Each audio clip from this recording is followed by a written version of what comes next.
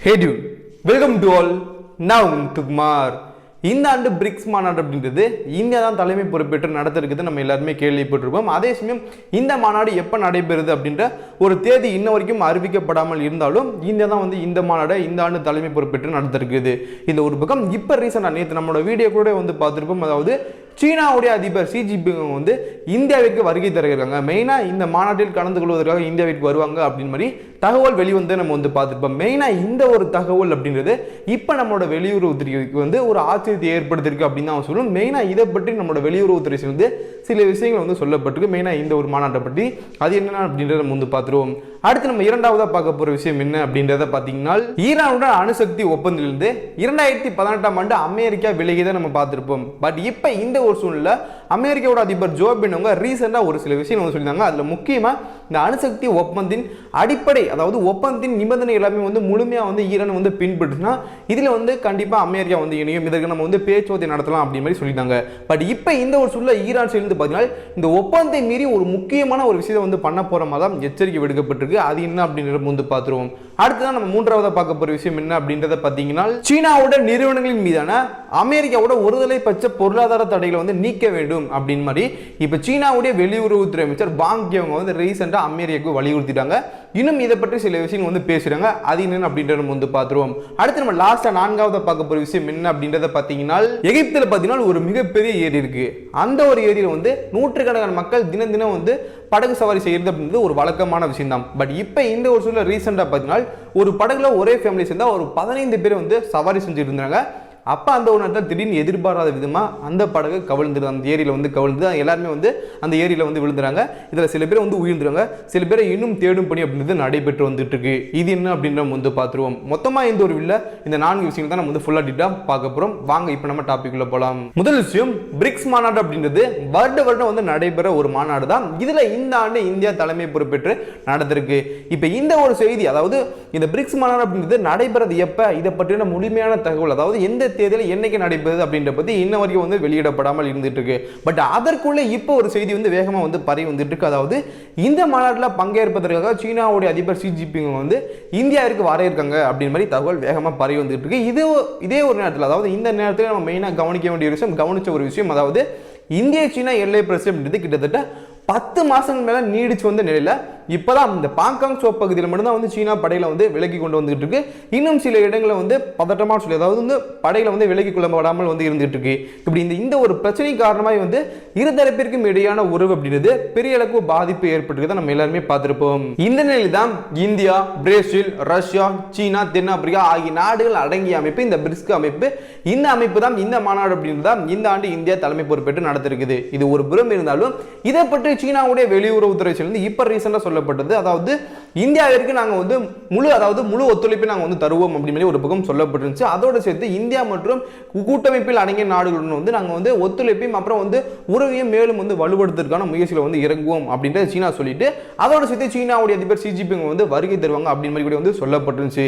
இப்ப இதை பற்றி நம்மளோட வெளியுறவுத்துறை உயர் அதிகாரிகள் என்னெல்லாம் சொல்லிருக்காங்க அப்படின்றத பார்த்தீங்கன்னா, எல்லை பகுதியில் சீனா ஒரு பகுதியில் இருந்து மட்டும்தான் படைகளை விலக்கி இருக்கு, மற்ற இடங்கள் சீனா படைகளை விலக்கல. இதுல ஒரு புறம் சீனா எல்லை பிரச்சனை வேற, மற்ற பிரச்சனை வேற அப்படின்னு மாதிரி சொல்லி வந்துட்டு இருக்கு. ஆனால் இந்தியா ஃபர்ஸ்ட் எல்லை பிரச்சனையில முழுமையாக தீர்வு காணப்படாத வரைக்கும் மற்ற விவகாரங்கள் இந்தியா தலையிடுறதுக்கு தயாராக இல்லை அப்படின்றத சொல்லிட்டாங்க. அதே சமயம் இந்த ஆண்டு இந்தியா தலைமை பொறுப்பேற்று நடத்திருக்க இந்த பிரிக்ஸ் மாநாடு அப்படின்றது இது வீடியோ கான்ஃபரன்சிங் மூலமா இல்ல நேரடியாக நடைபெற இருக்கு அப்படின்றது தெரியல. அதாவது ஒரு புறம் மற்ற நாடுகளோட தலைவர்கள் கொரோனா பரவல் காரணமாக மற்ற நாடுகளுக்கு பயணம் செய்யறதுக்கு விருப்பம் தெரிவிக்கல. அதே சமயம் இந்த ஒரு கொரோனா பரவலை பொறுத்த இது எதன் அடிப்படையில் நடைபெற இருக்கும் அப்படின்றது தெரிய வரும் அப்படின்னு சொல்லியாங்க. அதே சமயம் இன்ன வரைக்கும் இந்த மாநாட்டுக்கான தேதி அறிவிக்கப்படாமல் இருக்க இந்த நிலையில சீனாவுடைய அதிபர் இந்தியாவிற்கு வருகை தருவதாக வெளிவரும் செய்திகள் அப்படின்றது எங்களுக்கு ஆச்சரியம் அளிக்கக்கூடிய ஒரு விஷயமா இருக்குது அப்படின்னு மாதிரி சொல்லியிருக்காங்க. அடுத்து இரண்டாவது விஷயம், ஈரானுடன் அணுசக்தி ஒப்பந்தத்தில் 2015ஆம் ஆண்டு அமெரிக்கா இணைஞ்சிருந்ததை பார்த்திருப்போம். அதற்கப்புறமே 2018ஆம் ஆண்டு இந்த அணுசக்தி ஒப்பந்தம் அமெரிக்கா விலகியதையும் சேர்த்து பார்த்திருப்போம். இது ஒரு புறம் இருக்கு.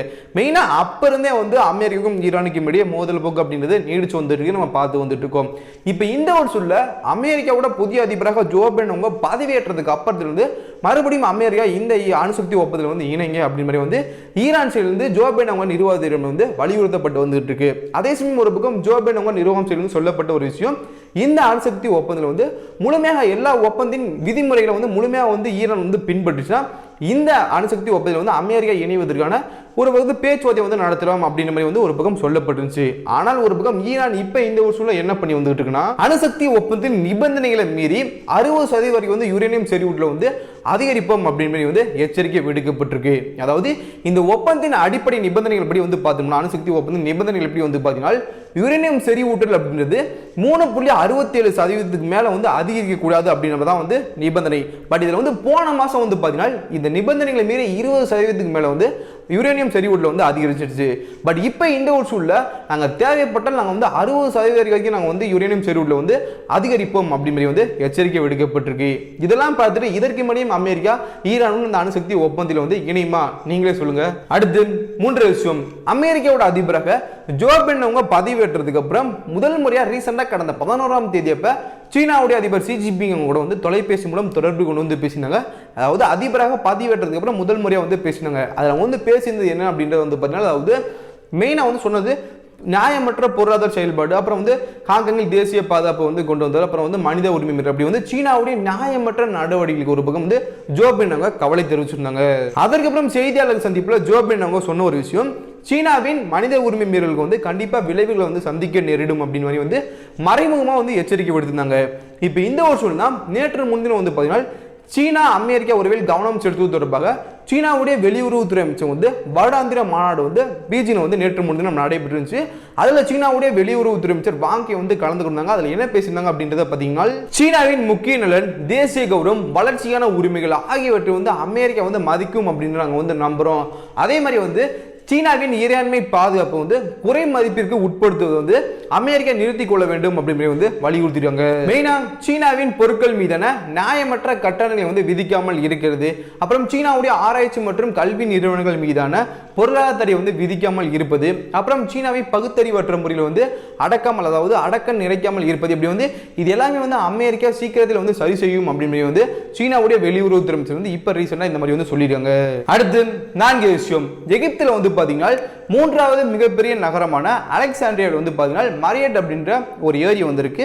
அந்த ஒரு ஏரியில பொதுமக்கள் எப்பயுமே வந்து நார்மலா தினமும் வந்து நூற்றுக்கணக்கான மக்கள் வந்து படகு சவாரி செய்யுது அப்படின்றது ஒரு வழக்கமான விஷயமா வந்து இருந்திருக்கு. மெயினா இந்த ஒரு ஏரியில வந்து பாத்தீங்கன்னா ஒரு மிகப்பெரிய தீவு வந்து இருக்கு.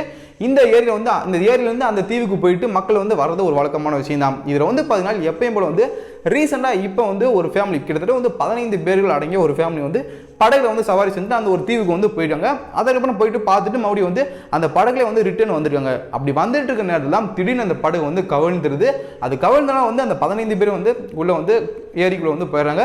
இதில் வந்து பார்த்தீங்கன்னா 7 பேர் வந்து இந்த ஏரியில் வந்து விழுந்தனால உயிர்ந்துறாங்க. இன்னும் 8 பேர் வந்து மாயமாகிறாங்க. இவங்க வந்து தேடும் பணி அப்படின்னு ஒரு பக்கம் வந்து நடைபெற்று வந்துட்டு இருக்கு. அதே சமயம் இந்த ஒரு விஷயத்துக்கு வந்து ஒரு பக்கம் வந்து விசாரணை, அதாவது இது வந்து எப்படி வந்து இந்த ஒரு விபத்து வந்து ஏற்பட்டது அப்படின்னா விசாரணை அப்படின்றது இப்ப நடைபெற்று வந்துட்டு இருக்கு.